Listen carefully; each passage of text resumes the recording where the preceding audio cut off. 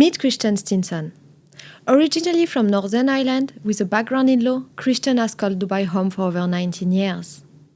In 2011, alongside Emma Stinson, he co-founded FINCH, a design agency that has grown from a small startup into a creative powerhouse, representing some of the world's biggest names in hospitality and retail. In this episode, we are talking all things ADHD, how designers can truly win on social media, and the real, unfiltered truth about juggling family life with the roller coaster ride of entrepreneurship.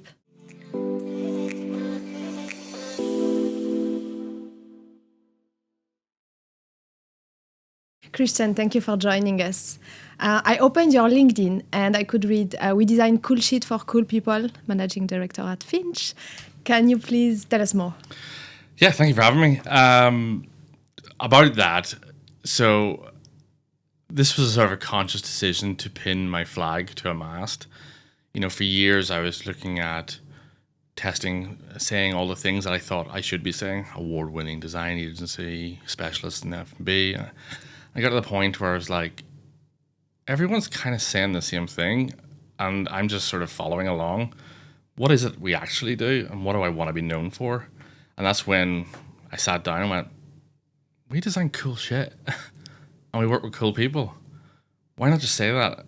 I think so many business owners are afraid to say what they really do and what they really mean, and thinking it's going to alienate an audience. But I think there's a real power in alienating an audience, because what you're doing is not worrying about who you're alienating, but more worrying about who you're attracting and what your tribe is. So I thought if I say something like that, it's going to bring the correct people towards us. So that's kind of why we did it. And it does? Yeah. Because the thing is, the psychology is, if you read that, you're either going to go, well, he's a bit of a dick, I don't want to work with him. Or you'll think, yeah, okay, that's my jam. I really want to do some cool shit. You're not going to fill me with something boring. So it makes my job easier, because it means if someone does contact us or come into the studio, they're sort of 70% vetted because they know who we are. They're buying into our jam, and we know that we can have a really cool conversation. I think some people are very scared about this in branding. They are very controlling. We talked about this a bit earlier. Very controlling their image, very controlling how they appear, and they don't come off actually authentic. And again, I think you are right. It will not. They will have every client, but there is another part of this. Me as a young entrepreneur, especially initially, we want to attract everyone because we are scared we're not going to have enough. So I guess maybe now you're at a point where you can easily say no to clients as well. I think with the experience of attracting everyone, I realized that I think you have to do it to realize who your tribe is. I agree that your perception when you start a business is to be the image and be corporate. For me, it's a case of, it's a business, but it's a huge part of my life. And for a long time, I wasn't enjoying what I was doing because I felt inauthentic, and I felt like I was trying to be a poster of what an entrepreneur is, or a serious CEO or a serious business owner. And it was a facade that was slowly chipping away. I was like, I don't like this. So I thought, you know what? I'm either going to do it my way, be who I am. It's so much easier to be yourself, attract the right people, and it works, or I go bust. But at least I'll go bust knowing that I didn't sort of pretend to be something else. So that's why I do it, you know. I think that's just experience, isn't it? Yeah, I wish everyone can follow this advice, and I wish I knew this before as well. It's only recently that I'm starting as well, like you said, to stop really caring what they think and being myself. Even like dress code, before I was like, oh my God, I need to dress this way, I need to wear heels, I need to come across this way. Now I'm like, no, I'm a sneakers person, let me come in with the sneakers, you know, why not? And I think that's what, like, I love working with you, because it's an authenticity there. I can have straight conversations. I don't feel on guard. I don't feel like I'm having to change how I speak or change what I can have a straight, you know, because you put me at ease, right? But I do think that you get that from the experience. Yeah. I think you have to almost be a fraud for a while to realize what you don't want to be. Yeah, for sure. You know, whenever I was younger, I was like, CEO, suits, travel, can't wait to travel. I hate traveling now. I hate leaving my kids. I hate packing a suitcase. The romance of jumping on a plane and going to site for 5 days is quickly worn off. You know, so I think you have to do these things to realize who you are. Because if I came out at 25 and said, we do cool shit for cool people, Yeah. people would be like, Maybe not. because I didn't have any cool shit back then. Whereas now I can sort of back it up. So yeah. Yeah, I saw your post this morning. I think you showed your first Yeah. project that you're not really. And it was awful. And at the time I thought, this is so good. People are paying me to design, or paying Emma to design. And now I think, what a terrible, terrible design. But is it also the trend that changed? Maybe back then it was still a good design, or no? No, it was never a good design. Okay. I don't think the client was particularly great at the time, and I think we had no money. But you do these things, don't you? I mean, yeah. how many times have you represented someone that you thought, Oh yeah. oh, I don't feel good No, about this. no. But I And need now money. they reach out again, and I'm like, no. Yeah. Because you've got to the point now where you can choose that. Yeah. And I think a lot of new businesses need to earn that right as well. So you kind of have to go through the shit Yeah. to be able to know who you So are. that's the problem of the new generation. We mentioned they want to go fast, so like they used to have it all immediately, so they don't want to go through this phase actually when we actually start. Yeah. As a junior, the mid-level, then you start your company, then you learn. And I was poking fun at that project because it really is not a great design, and I embarrassed Emma because it was hers. But then I think about all those little crappy things we did. The learnings from them is why I can now do global brands around the world. I can do, Ralph Lauren. I can do Wagamama and Five Guys and Costa, because I've learned all the lessons through the crappy ones. Now, if I had started with those clients, so if I reverse engineer my clients now to when I started the agency, they all would have fired me within 6 months Yeah. because didn't know anything really. So it's a must. Yeah, I think Go so. through this way. But you have to evolve as well, right? I think you're right. People want to go so fast and so quick. I see it when I interview people. Oh, I want to do this project. I want to do this project. And you forget that the top designers in the region, some of my friends who run firms are great designers, maybe spent 15 years building that craft. I know with Emma, she's incredibly talented. She spent her first 3 years doing the same pharmacy over 100 times, and that grounding is what gave her the ability to understand projects, understand details, understand what's required to then get the payoff later of the cool stuff. Going back in being ourselves, I just think of something like, do you think it also depends on industry? Because now I'm thinking, do you want your banking advisor to be saying, I do cool shit, or do you want him to be wearing a suit and, like, let's say finance, I think real estate? Yeah. Is it only for the designers? Yes, designer, you get away with it, if it's art and stuff, because Yeah, you're quirky and creative, yeah. right? But I also think that as a banker or professional service, you could reframe your offering to be a bit more direct. So no, I don't want my banker saying, I'm going to do cool shit, right? But I do want my banker, instead of giving me a whole breakdown of the S&P 500 or ETFs and neutral bonds and this blah, blah, blah, I want my banker, when I meet him for a coffee, to say to me, I will make sure you're retired at 60. Yeah. Get to the point. Yeah. Get to the value straight away. Yeah. Same when I talk to the lawyer, I don't understand anything. I think Yeah. he makes it difficult for me to understand. Well, they to do hide the truth. my background's law. And Yeah, that's what I was gonna ask. Yeah, and the point is, our job is to hoodwink you to stretch it out to make more money for billing, right? It's the old, same in the 60s and 70s for advertising and strategy. It was all billable hours. So how could you hoodwink people and complicate it? And we've now. We are still there, though, in 2025? I think we're still there, yeah. I think we're over. There was a point where companies tried to sort of,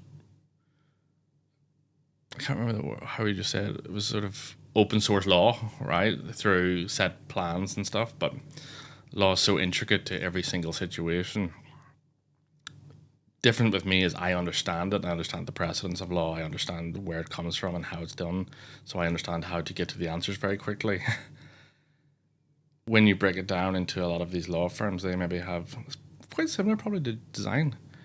You meet the partner, they wow you, they hickory-jiggery pokery, they sign you up, then I'll get pushed on to the junior team and pushed on to the paralegals who don't have his knowledge, who then take longer to get the information, and that's where it sort of comes from. But no, I don't want every industry, but I think there's more human level connections that you could have in the way you could say things. You know, with the real estate agent, I don't care about ROI. I don't care about these things. I want my home for my family, for my purpose. So if someone came to me and was like, what do your kids do? What do they enjoy? What is it you do in the house? How do you use the house? Find me a house for that. Yeah. And maybe that's just the way I am. I just prefer that human connection, you know. Yeah. If I phone you and say, I'm looking for a designer, first thing I always say to you is, here's what I don't want. Here's my pitfalls. Here's what's killed me. That's really helpful, actually, because generic job description doesn't work for us. No. It's I don't like to work with job description, by the way. I like to work with you directly and telling me what you like, what you don't like. But yeah, coming back to, so your background is law, you just mentioned, and you transitioned to design. I think you mentioned this when you met Emma and so on, but if you can explain to us a bit of this journey, and then also some advice in transitioning career. And I'm not living the life that I want to live yet, and I'm very okay with that. Setting up the design studio was because I adore my wife. Okay, and I could see that she was an incredibly talented designer who was being overlooked. The sort of quick synopsis of it was she was a really good designer at a firm, not being appreciated. Her father, because Emma's born here, and her father was here, and he was given 6 weeks left to live because he was terminal with cancer. Emma had went to her print studio and said, look, I need a sabbatical. I want to be with my dad. They denied it, essentially, right? That's the short story, is they denied it. She phoned me in tears, and I said, pack your shit. I'm picking you up. Walk out. And that's what happened. So after he died, both of us had no job. She had no career prospects. And I knew that she was so destroyed by what had happened. And I knew she was so talented, but it didn't back herself. And I thought, you know what? Let's build a studio for you, and I'll help you. So you want to design cool shit, and you want to be in control of your own life. I want to make that happen. And that's why I transitioned, essentially. I sort of put all my plans on back burner, and I have zero regrets, and I'm not angry about it. It's what I wanted to do, and it's paid off. I look at what we've achieved between 25 and 40 and 15 years, and it's actually, in one sense, it's a blink of an eye, but in another sense, when you break down the memories and the learnings, it's a huge lifetime. I'm so confident now where the studio is going that I'm now looking at going, right, now I'm 40. The next 15 years, what am I going to do for myself? So I'll reinvestigate what I want to do. It's all worked out well because I don't think I would have been suited in a career in law. You know me, and everyone just goes, really? Yeah, I wouldn't see you as a lawyer. Yeah, because they all watch Suits and they all picture me just telling someone to F off, which is not real. I actually just like the analytical aspect of understanding the law. Yeah.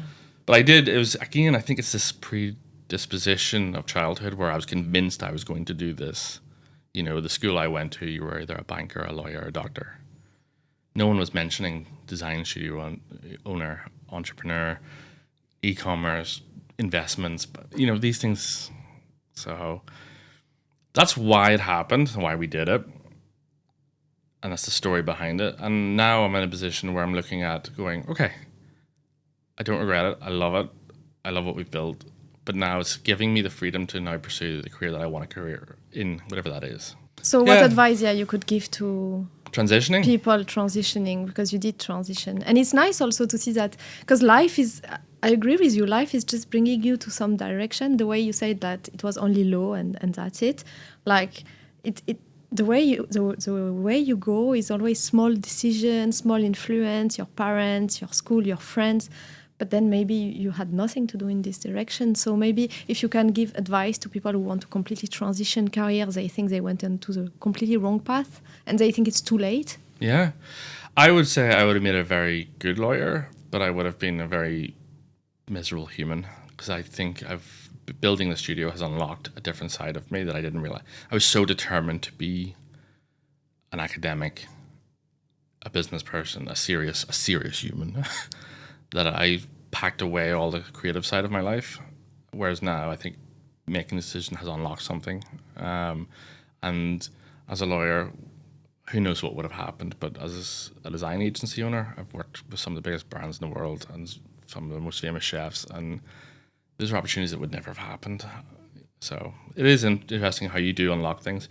But transitioning, do you know, someone actually reached out to me about this recently, and I sent them a long voice note. They reached out to me on Instagram, said, I'm 43, I have a corporate job, I've always wanted to be a designer, I've gone back to school, do you think it's too late to change my career? That's the first time I thought about it properly. And I sent a voice note back, and I remember what I said to them was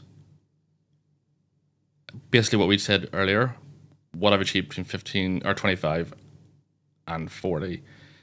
You break it down to 15 years and go, it's very quick, but it's actually a huge amount. And I said to this person, you're 43. By 58, you could have had a whole career in design. The difference between you being where you are now and being probably a world famous designer could be 5 years and 5 projects.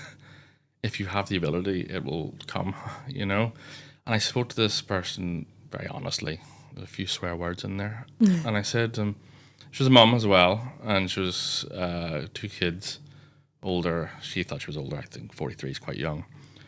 And I said, truthfully, if I look at if you're really creative and you've got the degree, I look at you and go, your life experience is way more. You're like probably more beneficial to me at 43. You retrained creative than someone coming in as a junior straight from university, because you understand how spaces work, why they work. You've used spaces. You've brought your kids to spaces, and I think that outlook. I tried to, put the positives on it, and I genuinely believe that. I believe that if you have a passion, you should transition, absolutely, because we're all going to die.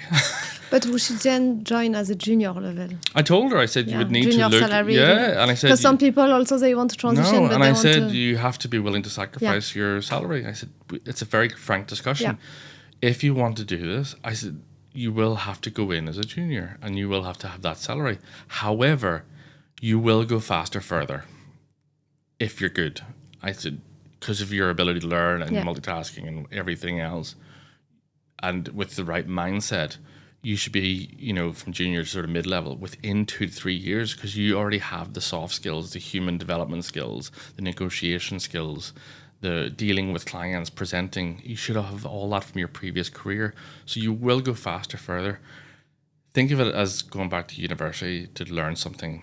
You're going to sacrifice essentially 3 years of your life to achieve something. And I said this to her on the voice note.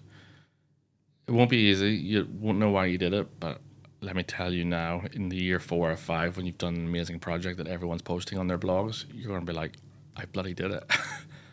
So hopefully it helped her. But that's amazing that you reply, first of all, on Instagram, and that you give actual advice, because I'm a recruiter, I get asked, and there is a lot of people I can't reply.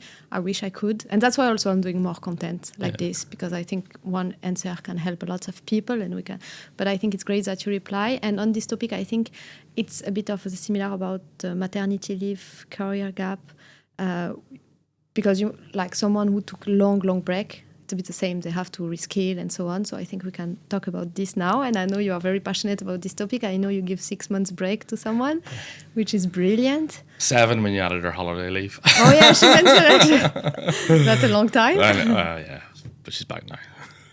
But so can you, first of all, how as a business owner is it impacting, and how important is it to support the mom to take a break?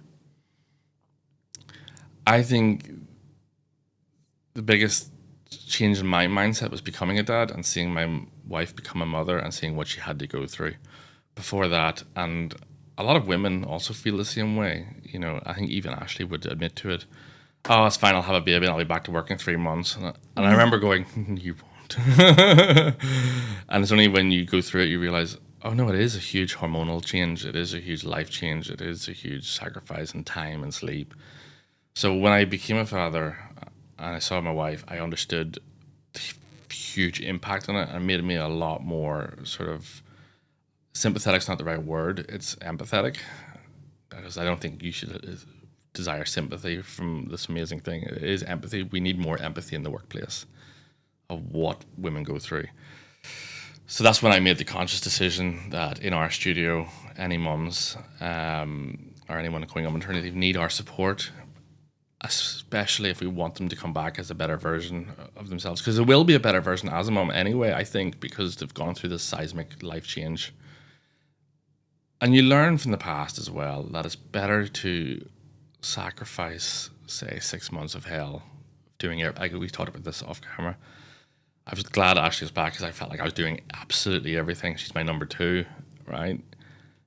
But for me, the payoff was go through hell for 6 months and do everything, or force her back after 45 days and lose her, because she will resign.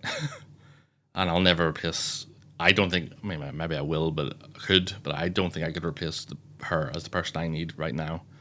So I thought, yeah, the payoff's worth it. And I think you need to look at it more that way sometimes. I also think that we need to look at re-onboarding people coming back, because it is, again, a huge seismic shift. We need to acknowledge that. We need to not just look at maternity leave, but we need to look at re-onboarding and being more, facilitate that transfer. I don't know whether it is because I have girls and because I see my wife, but I am more empathetic to going, I need 25-year-old me or 30-year-old me be like, oh God, she's doing school pickup again. Right? That's just the way it is, isn't it? But now I'm like, so I know these people, I know they'll make up the work, I know they get the job done. So now I judge it based on performance rather than time and sitting and talking to me. So yeah, I don't know how you get that across the mainstream. It's hard.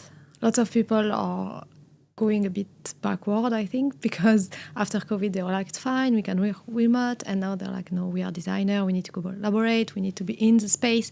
So they are not comfortable with pick up the school and these kind of things. But I do think that there is 2 sides of it. When you know the person, like you said, Ashley is very valuable. Yeah. Yes, of course, you want her to come back. But when you don't know really, like, not everyone you can trust, not everyone, so that And you also have to think about the business perspective. Oh, also, yeah. Paying someone for 6 months and they are not here, how will it impact the rest of the team, the rest of the cash flow, the rest of the... So most of our listeners are usually employee or looking for a job. So they will be very happy, of course, with your answer. But also some are business owner, new business owner. And we kind of scared when we hear, like, when my employee, I will be honest, tell me I'm pregnant, I'm like... I'm so happy for her because I know it's beautiful news. And at the same time, I'm like, how are we going to do now? Yeah, smooth handovers. So there's really 2 sides of it. I kind of understand also the people. There's the other side of the coin too, where sadly, there's been people that have abused the system, have taken as much leave as they can possibly get, knowing they're not coming back, and have shafted the companies. And I've known a lot of people that have gone through that, and that's horrific. I know some people that have employed people, and they've openly asked them, anything you want to disclose in the interview in terms of health or anything? No. And then they get the job and within a month they're pregnant, but they're 4 months pregnant. There's burning everywhere you look at it. So I'm lucky because I know the people. This is not an advert for a bunch of people now to come to me because they want to get pregnant and have 6 months off. That's not what it is. I judge it on a case-by-case basis on the individual, and I think you have to do that as well, because I have another person in my office who's now pregnant with baby number 3, and this will be the 3rd time they've been pregnant with me. Not with me, while working for me. And I trust this person implicitly, and I know how they've reacted the previous 2 times. So now it's not even discussion. We know what we're doing. We know the plan. We know what they need from us. But it is, sadly, it's company policy for us, but it's kind of born out of having good people in the company. So I don't know how we get it across the mainstream, because it has to have buy-in from both sides. I don't know about France, and I really don't know about the UK. It's been so long since I lived there. But is there a way of subsidizing income for pregnant? I don't know. Is there a way of, do we need to look at a way where we can get a support system for our business as an owner if we lose people on maternity leave, if we're giving them the right coverage and the right treatment? There should be a reward there as well, shouldn't there? Because you're right. We are talking about it a lot, in our return to work. When it's on the company to pay everything, it's of course it's a so challenge. hard. In France, you don't pay for, like, they are on maternity leave, they get compensated by the government. They do, yeah. So it's less scary than here, where you pay a salary and the person is not working and depend on the. And I think if you had that here, you would have a lot more less friction from business owners to allow longer leave. So I think it has to come from. I think it's a very valid point, because that did terrify me. Like, even when my new employee or my current employee is about to go off, I'm like, oh, they're in a role where I actually will need to fill that role. Yeah. Because they're producing output. I can't cover it with my current workload. So that hurts. So in France, you would get someone to replace them, even if it's 2 months, 3 months, 6 months. And it is maternity leave. It's called maternity cover. But here it doesn't exist. But plus, if you get a maternity cover, you pay 2 people now. So it's not. It's a cost on the business for sure. And then that's and that's why it's a very, very difficult topic. And I think both sides needs to understand the other one, which they don't always. Me as an employee, I don't know, maybe because I always had an entrepreneurship spirit, but I always think about my employer, like what I'm gonna cost them, how. But not everyone is thinking like this, unfortunately. That's probably 10% of people here who think like that. And the people I have, worked with and given extended leave think like that, and we have open conversations. I think there's also a misconception. Everyone thinks because we own a business, we're absolutely loaded and we can fund everything. And it's not true. Like, we don't actually get a huge... any support here to run a business. Everything is on us. The tax returns, the VAT, the salaries, the healthcare. Like, employee protection here is a lot stronger than employer protection. Like, there is no safety net for us. Everything's on our shoulders, which I think a lot of people need to think about if they're starting a business. How has the hiring landscape in the design industry changed in the last 5 years? For the worse. It's a minefield. And I think you attribute a lot of that last 5 years into the rise of content consumption. LinkedIn shitfluencers posting their random recruitment stories that are absolute nonsense. Career advice on TikTok, what to ask for in an interview. It's some of the stuff I'm seeing now is horrific. Yeah, it's a minefield at the moment. I'm conducting interviews and then leaving them and going, did they really ask that? Is that... Where have they pulled this from? What question, for example, they shouldn't ask? Oh, I think I've talked at length about this one where someone was hounding me. I really want to work at FINCH. And emails follow-ups. I was like, you know what? I love the energy. Let's get them in for an interview. Interview went quite well. And in the end, they were like, the most important thing for me is I need you to tell me why I should come and work for you. And I was just like, get out. Oh, I know this guy prepared his prepared their interview, and someone tells them at the end, make sure you ask this question, and they just went on. That's a less authentic thing to do. What a nonsense. And I see these questions, and, a big one at the moment is work-life balance. And I'm going, you're 23, 24, you're new to the career. What balance do you want? It's very different at 35 if you're coming in as a senior, and you've got a family, and that's a serious concern where you've built your career, you've got the portfolio, you have the experience, you can sort of demand to talk about these things a bit more. But when you're coming in and looking for a chance, I think it's just an interesting way to frame questions. But I hear these things, and then randomly a few weeks later I'll scroll on social and I'll see where the advice has come from. I also think in terms of the landscape now, it's always about leveraging yourself to get the absolute best offer. It's become so, I think, with consumerism and videos on Bentleys and Bugattis and Rolex watches and all this influencer nonsense, people are now looking at jobs purely as a salary commodity and how they can leverage. They're not thinking about career, place to work, growth. And I think that's shaping how people come to interviews and where they apply. You see it now a lot where I'm being leveraged for jobs and counter offers. You know, they're openly phoning me going, they've come to an interview. It actually happened last week. They've come to an interview saying exactly what they want, what it would take for them to join. And you're going, okay, someone wanted a 5,000 dirham a month increase recently for essentially going to us after being 7 months at the previous company. And I'm going, why am I essentially paying a 25% increment for you having put 7 months in there? You're jumping to get the extra. It doesn't make sense. So I made a counter offer that I thought was more reasonable to where they're at now as to coming to me. I offered a slightly bit more with a better commission structure. They were openly adamant they wanted this number. So I was like, okay, you know what? We have 6 months probation protection. I do want this candidate. If they're really what I expect and what I hope for, the differential we're talking about split over times 6 months is really it's not substantial. So let's make the offer. Let's get them what they want. Let's get them on board. Let's not make it a friction process. Let's get them here and let's get them happy, ready to work. Made the offer, rejected. Someone else offered another 5 grand. So we're getting a 10 grand increment based on. I was like, go away.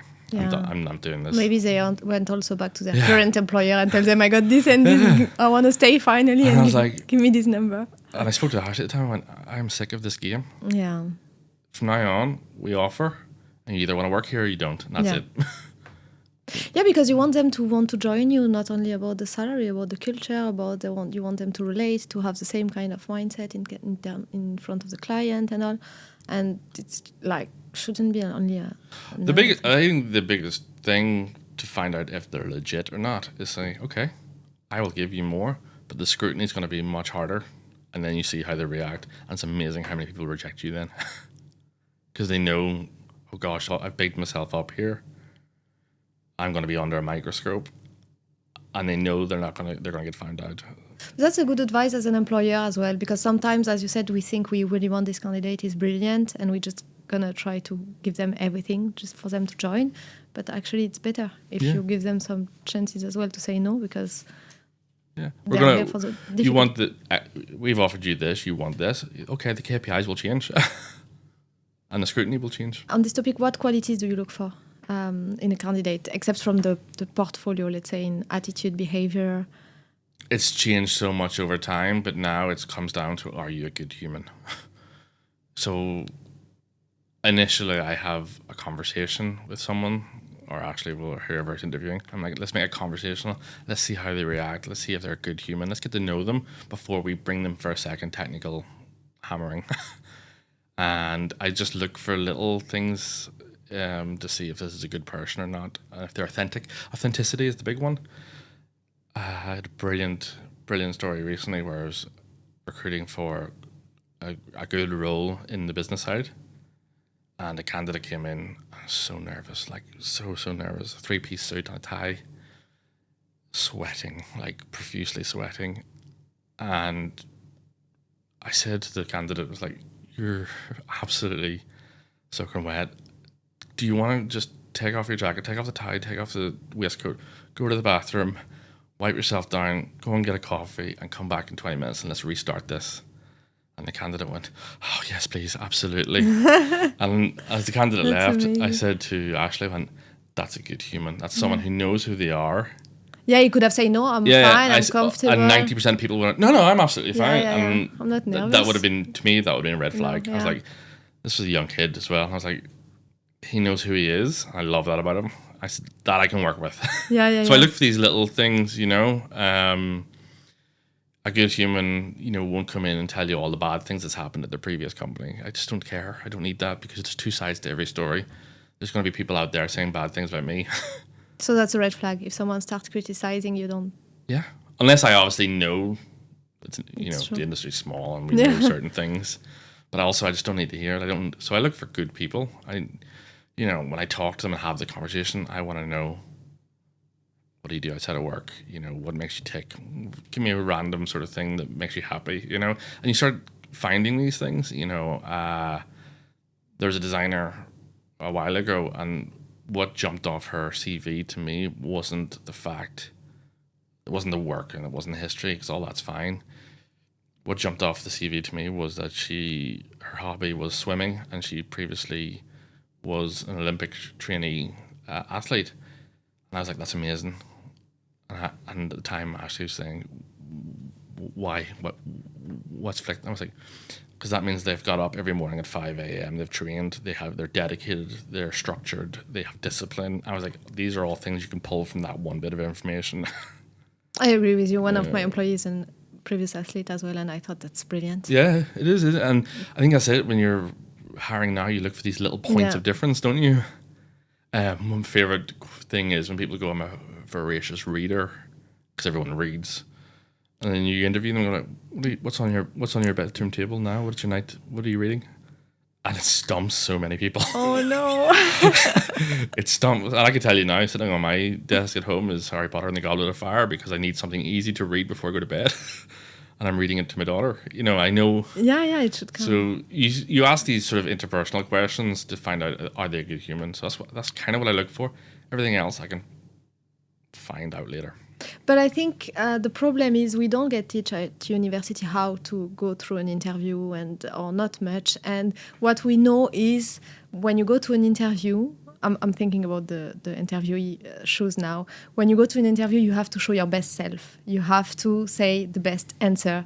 So that's why some people don't come as authentic. They're just trying to tell you what you want to hear, trying to play the game. And as we get older, we see that. So sometimes I'm like, don't do this. Cut the bullshit. In the middle of it, if I'm liking the candidate, I'm like, can you just cut the bullshit? All right. And I actually had this conversation with Abigail yesterday, who's just joined us 6 months ago from the UK. And she said she's a senior, great career under her belt. At university, they were prepped. What's your greatest weakness? I'm too detail oriented. Yeah. They were told to say these things. Yeah. And she said, what would you say, Kristian, if I came in and said that? I'd be like, get out. It's nonsense. Yeah. Be honest. What's your greatest weakness? I'm a scatterbrain sometimes when pressure's on. Okay, I can deal with that. That's something I can work with. We talk about questions to ask and when it gets really deep into the hiring process. One of the main things I ask people is, how do you get yourself out of the shit mentally? And the question is designed for me to understand how to work with this person. And examples are, if you're in BD, how do you cope with, you haven't signed anything for 5 months, you're mentally in a dark place, you're not enjoying life, you're going home miserable. How do you pull yourself out of that? Because I can't pull you out if I don't know what it makes you tick. Or if you're designing and you're overwhelmed with projects and you're really struggling, because we all struggle. No matter the highlights of life on social media, we all go through stuff. I struggle all the time, balancing stuff. I ask them, how do you get out of that? Because if you say to me, I need to go and beat the shit out of a boxing bag for an hour, I'm like, okay, I get that. Now I know what to look for. I know when you're down. I know how to pull you out. If you don't know how to pull yourself out of something and I can't pull you, then I can't pull you out of it. I can teach all the positive stuff. It's easy to be a mentor when everything's going great. It's not easy to be a mentor when your team are down. So I want people who are self-aware. You have people who respond, oh, I never really get down. Red flag. We all struggle. So there is no good and bad answer that you're expecting, it's a real answer. A real, yeah. The bad answer will be this one. I never get down. Because we are not robots. No, we're not. Human beings. So if someone says, because some people are scared to give the wrong answer, but if they say something like I leave the office and I go do yoga, maybe it's still fine. Maybe they will think I shouldn't say that because I will think I will. Oh, if you turn around to me and say I meditate, I'm like, sweet. We have a private pod in the office. Yeah. If you need to go in there for 20 minutes and put a track on to get you back in the headset, it's better for me. I'm okay with that. Because that 20 minutes of me losing it is better than losing a whole day of you being down. Yeah. So honesty and transparency always. Yeah, but I also think that interviewers in this country are terrible. I feel like why? I'm not great.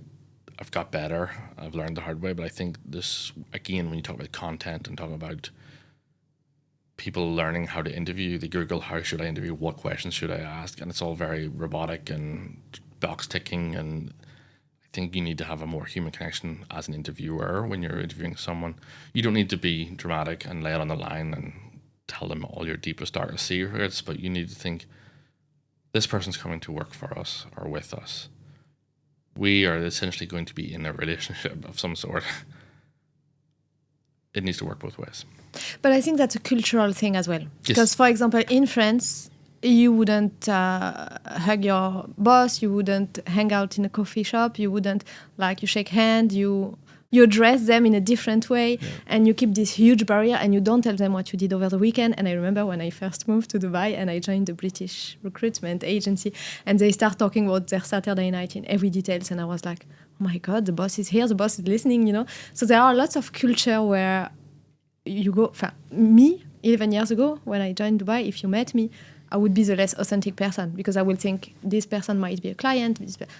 I will hide everything personal, and I will just show professional. There was a huge separation between personal and professional. You do need a balance, right? You can't just spill your guts.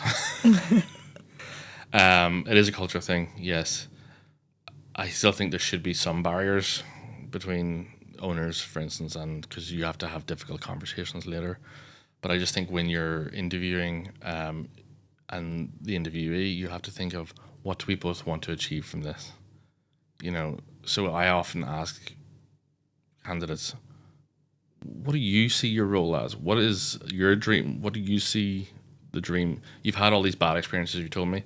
Tell me, what does a good experience look like? And then I'll know whether this is the place for you or not. You're sort of reverse engineering the job description on them. Yeah. And you note it, and you hold them to it later on. What do you expect from me as an employer? What do you, and these are the things that bring more authentic conversations where if someone's come in with a facade in an interview, the facade will very soon drop when you put these questions on them.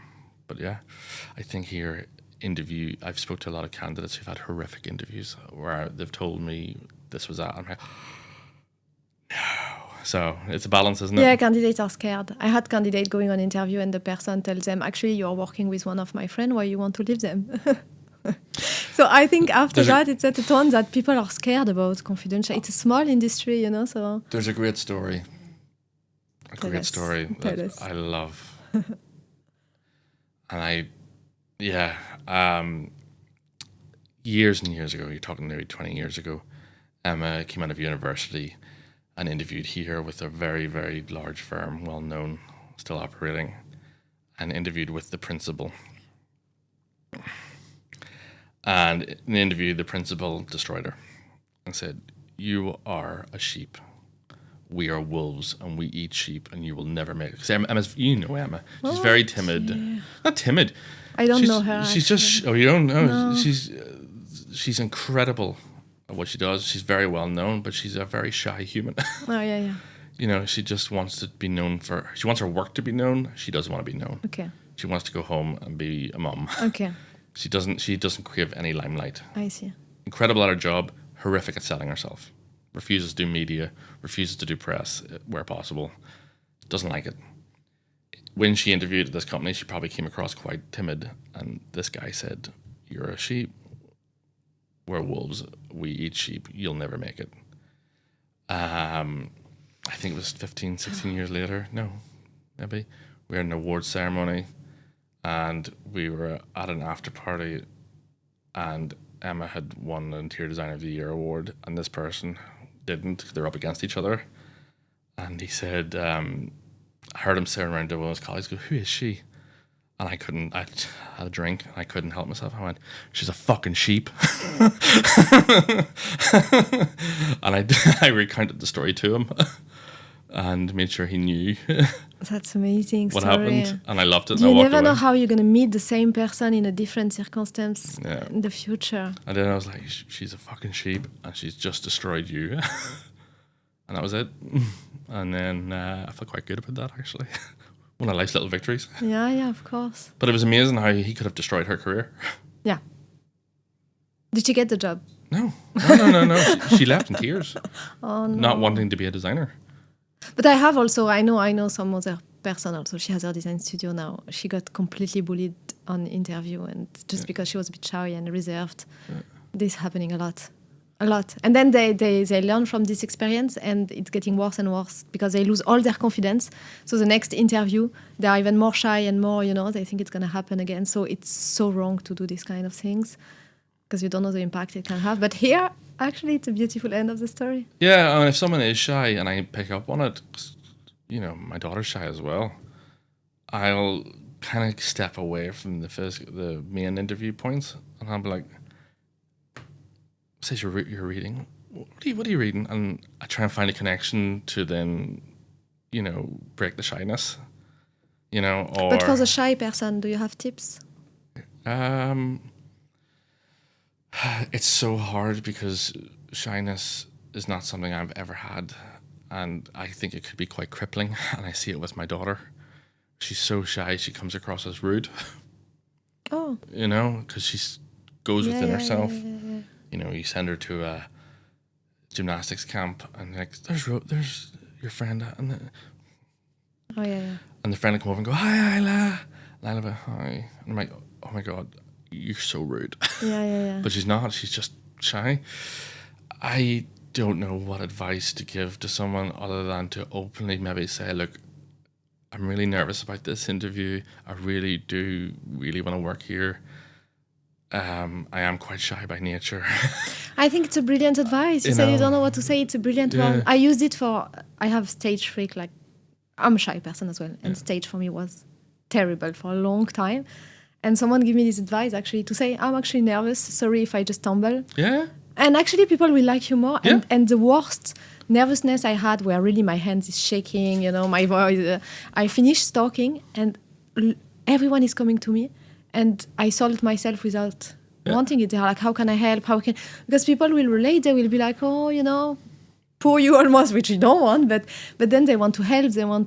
People like you more when you're real, even if it's shy or even if it's... I did a keynote thing at Index recently, a presentation. And before I did it, there was 4 of us. And there was Carla Conti, Faraz, Great. me. Yes. Now imagine following that, and the person following us, it was their first ever time presenting, and I instantly thought, "Wow, this is a tough gig," and she was really, really nervous, and she stumbled, right? And I have a daughter, so I was inside. I was just breaking my heart because I know this person knows what they're talking about, and I love what happened because she actually stopped and said, "I'm sorry, I'm just really nervous." She took herself back. She's calmed her breathing down. She got herself in her zone in front of everyone. And then she came back and she absolutely nailed it. Oh my God, that's amazing. And I was like, and I spoke to her afterwards, and she works in another firm, and I was like, that was incredible what you did today. That level of ability to pull yourself out of the shit was incredible. I said, you'll remember this, and the next time you'll smash it. Because I said, believe it or not, you probably smashed it more than we did today. Yeah, because me, I would have gotten on until the end and then hate myself for doing this. No, I love what she did. It's much better to stop it. That's brilliant. I've started sort of following her career now, and I'm loving this. Yeah, that's how you build connection and relate to people as well. And I thought it was really cool. And it was difficult because this person was following 3 studio owners and their employee, and we're talking about the pressures of running a business, so you felt it was kind of daunting to begin with. But they smashed it and did a brilliant job.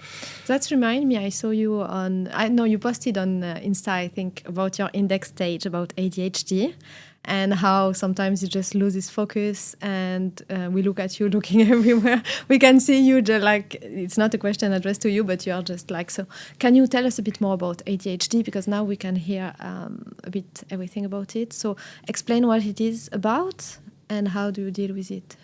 So I'm on quite a lot of lion's mane today to focus with this and to stay in one place. ADHD for me is something that I actually went and got a psychological diagnosis for 3 years ago. And what it did is it helped me understand myself a lot more. I think it's a really cool label that people have been using that aren't diagnosed and have given it a bad rap. and it's a label that we put on naughty children. Oh, they're ADHD. No, they're hyper. There's a big difference.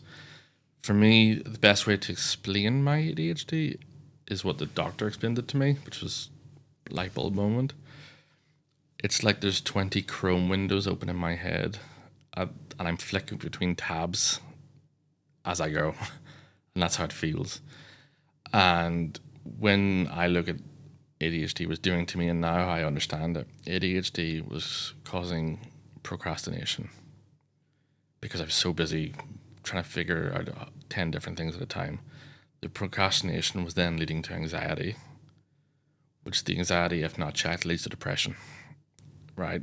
So to phrase that in a work situation of a business owner, I had 50 things to do. I was so overwhelmed with having to do all of them that I would do none of them. And because I'd done none of them, then the anxiety of having done none of them would start to build and build and build to the point where I got verges of depression, in the sense of, I don't want to do this anymore. This is too much. This is just, now I know how to deal with it and how to have my coping mechanisms. I can get ahead of the anxiety very early and I know how to structure my day now. So there's two aspects to it. It's a better understanding of who I am, and the video I did online about me drifting off is, if I'm bored around people and I don't find them interesting, I switch off and I remove myself. You see it on stage. We're there to give expert advice as thought leaders, and there's so many people that think they're thought leaders on LinkedIn, and they go to these things and they're offering nothing tangible. They're only there to talk about how great they are. The audience doesn't care. The audience are there to see, what can I learn from this to make me better? So when someone starts waffling on about something completely irrelevant to the question asked because they have a predisposition to say something, I just lose interest very quickly until someone brings me back. With it now, I now know I'm not going to be able to hide that, I don't think. I think I'm going to continue to switch off. The only thing is now I kind of pick up on the triggers and I have to physically tell myself, look interested, be in the room. And with people who do know me, they know that they're talking to me and I'm way off, and they understand now that I'm not being rude. I'm just not interested. So for me, it's given me this clarity of who I am, how I think, why I think the way I do. And to people who do know me and do like me and are real friends who know, they don't get offended anymore. Whereas a lot of people who don't know me are like, God, he's rude. I'm like, I probably am, but I'm just not interested. But it's not this, there's this label, hyperactive. I'm not physically hyperactive. I might get animated, but it's my brain. My brain is on fire. You're an entrepreneur. There's Sunday nights, I'm sitting down going, ooh, SEO. I need to work on the SEO. I need to understand SEO. Maybe I should do a course in SEO. Oh, SEO, blog writing. Maybe I should do a course in blog writing. But then what happens with the SEO? The SEO leads to clicks through to the website, but then the website has to be better.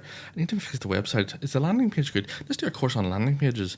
Oh, but to get conversions to the landing page, you need social media connections. We need to do more content. I don't like my content. This is the brain. Yeah.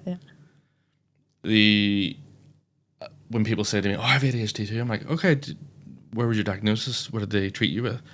Oh, no, I haven't been tested. I'm like, okay, go and get tested first before you start throwing the label around, because being an extrovert who's hyper physically doesn't mean you're wired the way it's. Neurodivergence is a better label for it now, isn't it? I saw some people putting it in a CV now. Yeah, but then, okay, interesting. Yeah. Interesting, but are you clearly diagnosed? Yeah. Have you done a psychological evaluation? Should they say it? Is it important for you to know that your next employee I'm very happy to know that they are, because again, I know the coping mechanisms, I know the structures, I know how to deal with that. Different people have different triggers and different ways of coping. The doctors wanted to put me on essentially these pills, and within a day or two I was like, absolutely not. They're just turning off all the lights. Oh.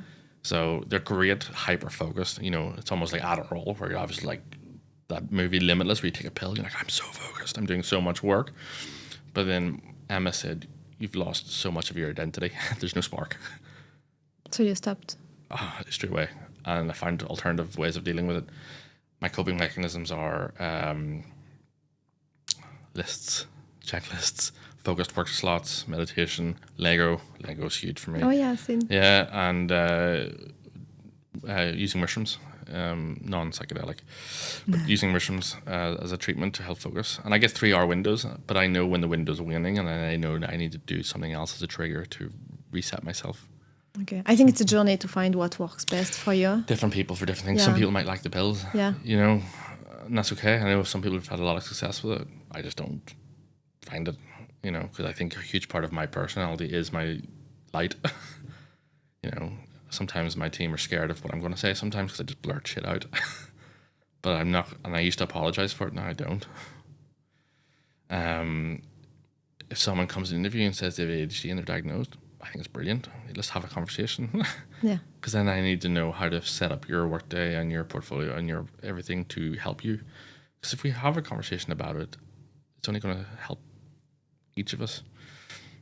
But the label aspect of it, I hate. I know, I agree. I do hate that. I hate the fact that people use it as don't use it as a label for you being stupid or not being able to do your job. Yeah. That's bullshit. How about designing for spaces more for neurodiverse people? Because there are more, like we discussed about it a little bit with my previous guest, and I think designers need to know, are you taking this in consideration when you design a cafe, when you design, is it important? Yeah, I saw that with Nure, and there's no way I could answer the question better than she could with her experience and what she goes through with her children as well. Truthfully, it's only really come on my radar in the last 2 or 3 years to start thinking about it the same way. Before we had children, we weren't designing spaces with strollers in mind. Before Emma's dad was terminal in hospital, we weren't thinking about people who are in hospital for 6 weeks at a time and designing spaces for that. It's only now that's on my radar do I think about it. When I think of my children now and think of how they get so sensory overload, I think we need to think about that for spaces. My younger daughter's in this phase now where there's a noise issue with sensory. And it's most likely just a phase at the moment. But we went for breakfast this weekend in the mall, and the place had no acoustics, and the noise was driving, and the noise was getting to her, the hum was getting to her, the coffee machine was going off, and I was like, oh wow, this sort of flagged things to me. And obviously I'm not a designer, but Emma is, and Emma's like, yeah, she's been very conscious of this for the last few years. We haven't done enough exploration into ADHD yet, and into, you know, autism and stuff for spaces. We're designing for the masses. We're still not creating spaces because we're working with brands that focus on this. But I love the fact now it is part of the conversation and it is making people think. I think it's going back to what you said, only with life experience, then you get to think about all of this. Do you remember getting a stroller for the first time? Yeah. And then suddenly realizing how badly things are designed here for people with strollers. You know, I'm like, I need to go to Debenhams. Why is the elevator all the way down there? You know, or you go to a restaurant, a family restaurant, and the seats are so packed together, you can't get the stroller in. Leave your stroller at the front. But the stroller's at the front, which means the bottle's in the front, which means the nappies are in the front, which have to carry the baby. The baby's sleeping, have to wake the baby. Oh, you know, you start thinking differently through your experience. Let's talk about social media. You are super active on social media. I love your content. Is it a must for all the designers to be out there? No. I think what I never wanted to do it. Funny enough, I actually don't like being on camera. I don't. Really? And it never comes across, and people are like, oh, you're so natural. And I'm like, yeah, I'm dying inside. Really? Yeah. Especially when I was heavier, you know, you become very self-conscious. Everyone, you know, I'm very self-aware that I was probably still am. I was very overweight. So you don't want to put that out there because you don't want to get pulled up on things. Or I remember posting content going, oh, this studio is going to share this and they're going to laugh and they're all going to have little chats. And now you get to the point where I don't care. I literally don't care. I owe it to my children and my wife and my family to be the best version of myself I can be, and to be the best businessman, and to build the life for them. That if I have to do this to get that done, then I'm going to do it, and I'm going to start enjoying it. And that's where we're at now. I've started enjoying it. Does everyone need to be on it? No, because not everyone has something to say that's valuable. I think the content, I've put out a lot of crap content and I've had to sort of scrape it and archive it. Got to the point where stuff was going viral and the marketing team were like, yeah, it's going viral. And I was like, it was crap. Okay, you got followers, but it doesn't mean anything. There's no value substance to it. Where some of my lowest performing stuff has actually been more valuable and got me more leads. So I think there's a huge learning in the social media thing. Does everyone need to be on it? No, because you don't always have valuable content. It depends what you're posting. I think what's the limit on posting as well? Because Yeah. sometimes I feel on candidate I know a bit too much about them. I've rejected interviews when I've seen certain things on Yeah. social, especially on LinkedIn at the moment. There's this huge desire to post and become an expert and a thought leader, and I'm going, you haven't earned that yet. What an example you would see something on LinkedIn? Do you have a real example that you saw some post and you were like, wouldn't work for me? Or shouldn't be Yeah, there? absolute nonsense. Building connections and building and tagging 55 people on a site visit in a warehouse. I'm going, none of this moves a needle. This is all just clickbaiting to get Correct. interaction, to build you're not doing this for your business or your employer. You're doing this to build your profile. And I just think when I see that, I'm going, you're out to build your profile only for yourself, not at the benefit of the company you're representing. Whereas I look at my team, like anything you're posting, you need to post it with the idea of how does this look for Finch? How does this reflect on Finch? I don't need to see you posting stuff on LinkedIn, a professional network that's probably safer for your private social media, because there's an image there we have to protect. You know, very careful what you put out on professional platforms like LinkedIn that could come back and hurt your employer, and people don't think about that. I had it a while ago where there was a thing where someone posted a meme saying, employ a marketeer, don't listen to any of their advice, but then blame them when the marketing doesn't working. And at the time I had a marketing executive who liked it on LinkedIn, and I was like, are you crazy? And I went to spoke to them and I was like, dude, what? Like, I think Ashley did it actually. What the hell? They didn't actually realize, they just thought it was cool. They didn't realize the impact. I was like, no. The impact of that is people see that you work here. They see you've liked that. They see that you're in marketing and they think, oh, Finch have employed him. They're not listening to him, and then blaming him. Oh, it's all gone salty there. And when I explained this, he was like, oh no, I never thought of that. Yeah, I was like, no, you yeah. don't. Whereas I think about my brand all the time. I think about the brand that we've built all the time. Social media could be a good tool, but you need to decide who you are, what you're going to speak about, what your niche is, and be authentic. I think whatever you say about me on my social is still, you don't look at my social now and go, that's not him. Yeah, no. Yeah. Or, you know. Yeah, I feel like I know you very well. Yeah. I met you a few times only, but Yeah. through social we get to know you But because you're very authentic. Yeah. Whereas I see some other people on social, I'm like, you're not that person. No, yeah. You're not, that's not who you are in real life. I think it comes to this same topic about also ChatGPT that I wanted to speak about, that now we see all the same content like luxury redefined. And I saw your post that you're a bit upset about it. So what's a good way to use, like, no, you lose your interest. What's a good, way Reinventing to, luxury. Yeah. How many times has it been reinvented? What's a good way to use it or a bad way to use it?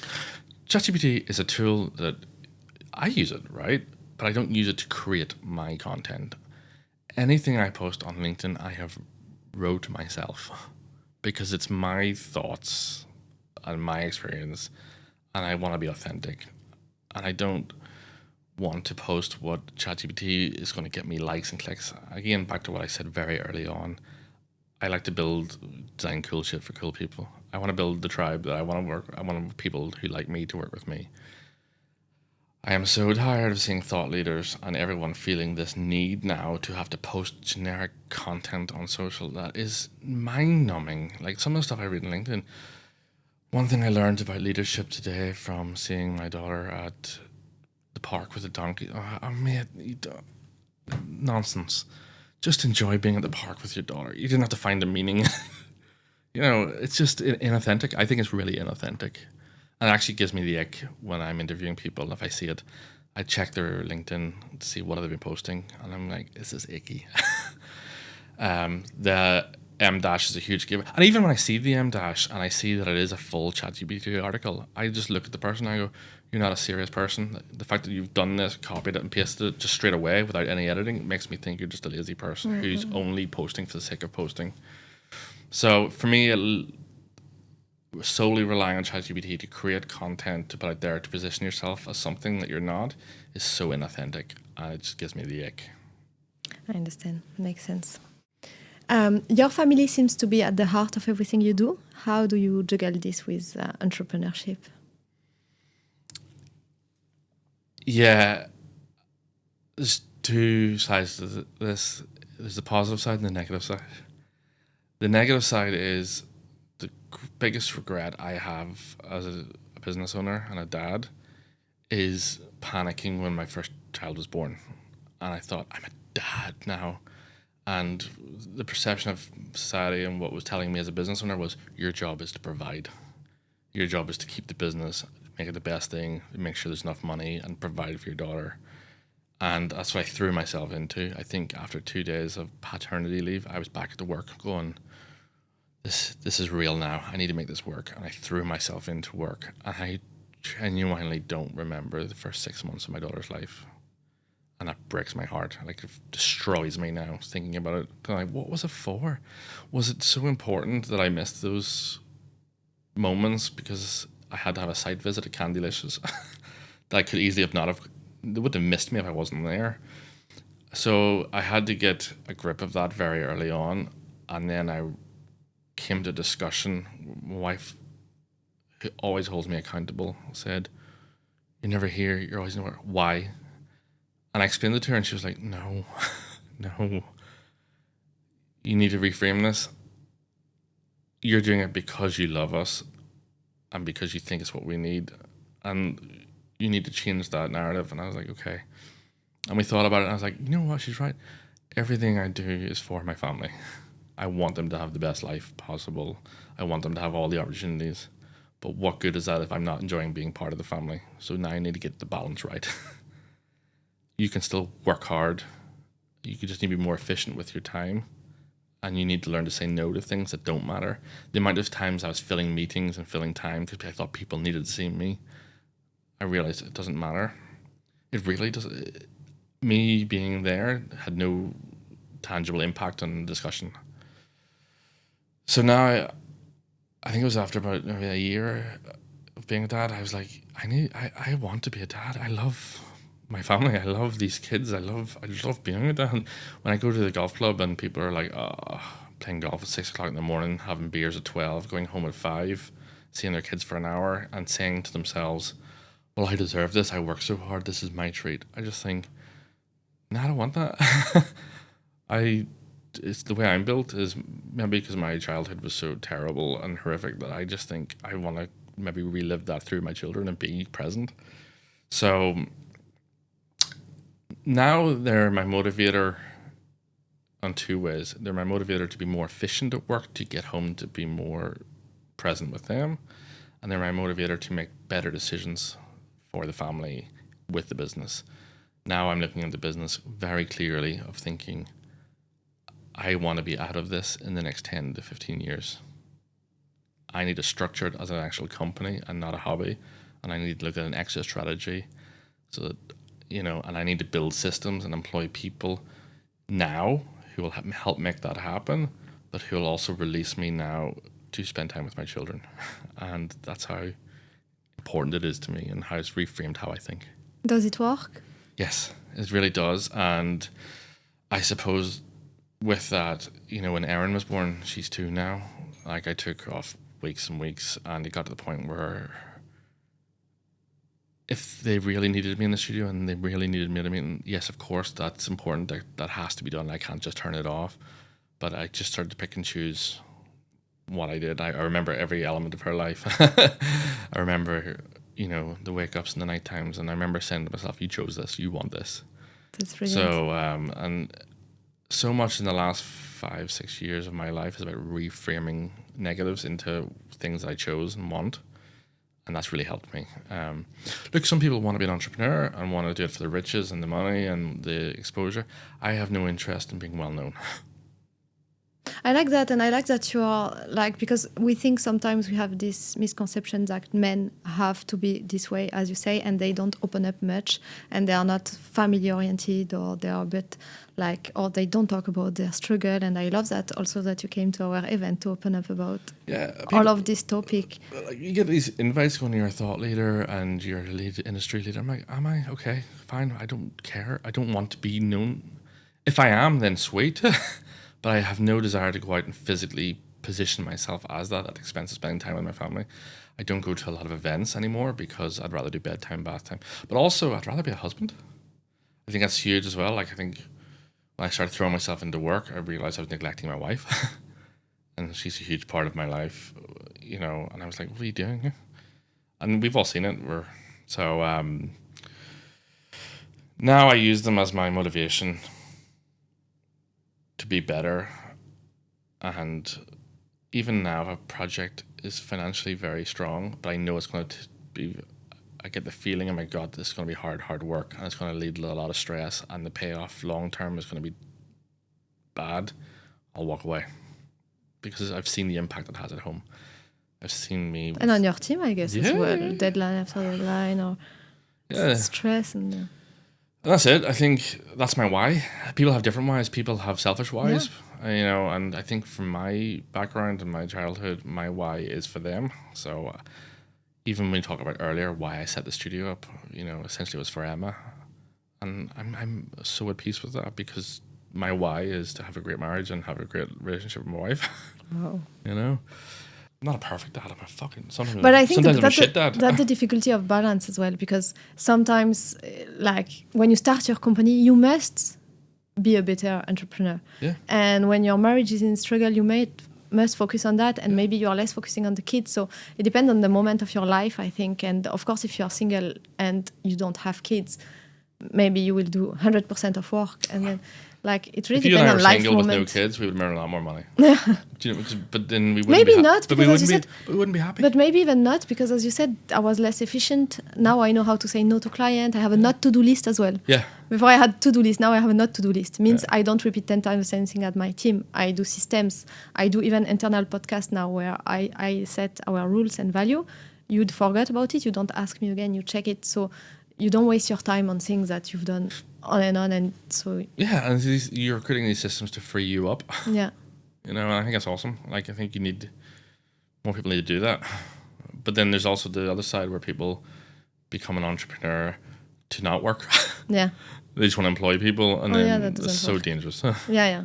To conclude, let's go for some quick fire questions, short and snappy answers, whatever comes to mind. First job you ever had? Paperboy at 8 years of age on my bicycle, delivering papers. Nice. For £7.20 a week. Wow. I think that you learned a lot from it, I'm sure. You learned a lot from it, some resilience. I learned how to chat up 80-year-old women to get better tips at Christmas. Biggest hiring red flag? Yeah. Yeah. Yes, person. You're not listening. One question you always ask in an interview? How do you pull yourself out of the shit? Leadership hero or role model? I don't have one. I really don't. I've never held anyone. That's not an arrogance thing. I just never had anyone to look up to. And I don't. If anyone, I would say my wife, of how she just compartmentalizes emotion with work and switches off and remains so level and never loses her stuff. Probably my wife, yeah. But in terms of a celebrity or physical, no. Can be family member, yeah, why not? So I admire my wife's ability to control her emotions. I think it's unbelievable.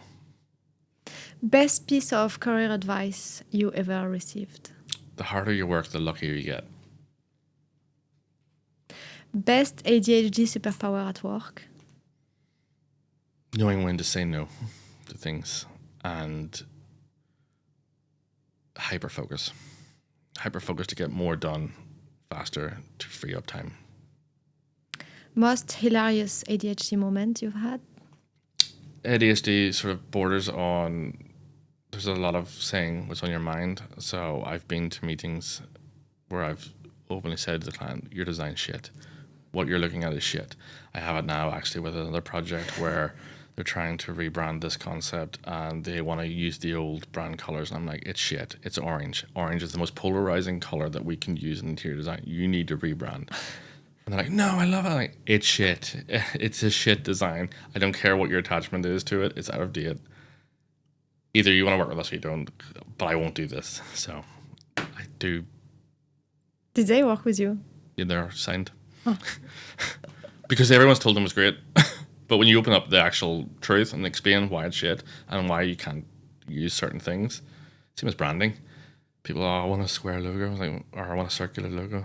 Good luck putting it on paper heads and stamps. If you have the knowledge as to why it doesn't work, then they like the honesty. But yes, my biggest ADHD funny thing is I always say what's on my mind, and it gets me in a lot of trouble sometimes. Best parenting moment? So many. I would say we've just come back from holiday, and I don't have any good childhood memories as a holiday. I never had a family structure that lent itself to. I think some of my best holidays were probably in caravans with my brother, 40 minutes up the road because we had each other. But on my last holiday, my 8-year-old was like, Dad, I don't want to go home. I love it so much. I love how fun you are here, and I love how great it's been. She just said it's been the best holiday ever or something. It was a very small thing she said, but for me it meant everything because I didn't have that, and I thought that's why I'm doing what I'm doing. And that's why this was the first holiday in about 15 years where I put my mobile phone in my safe and I locked it in there for the whole holiday. And I said to Ashley at the office and Abigail, if you need me, you phone the hotel and the office better be burning down. And the two of them smashed it. Wow. So that was my best. I think that's my best recent. I have loads of memories, but that's my most beautiful. Meaningful memory is that my daughter said those things. Worst parenting moment? So many have been caused by me, but I think the worst one for me was when my daughter was savaged by a dog and took off half her face when she was 18 months. That destroyed me because that was the first time I felt truly vulnerable as a dad. That I can't control everything, and she needed me so much, and she was in so much pain, and she had to get her plastic surgery. You would never know now. And thankfully it missed all the major sort of nerves, so there's no lasting damage. But it was the most vulnerable I've ever felt and the most exposed I've ever felt as a dad because I couldn't help her. So that was probably the worst. Yeah, I had a bit of an accident recently, and the guilt as well, like destroyed me. Yeah. Like you're here and you're helpless, like it's so hard. Yeah, and she was just stroking the dog's tail, and the dog just reacted and pinned her and chewed her face, and it was just awful. Best tool or app you swear by?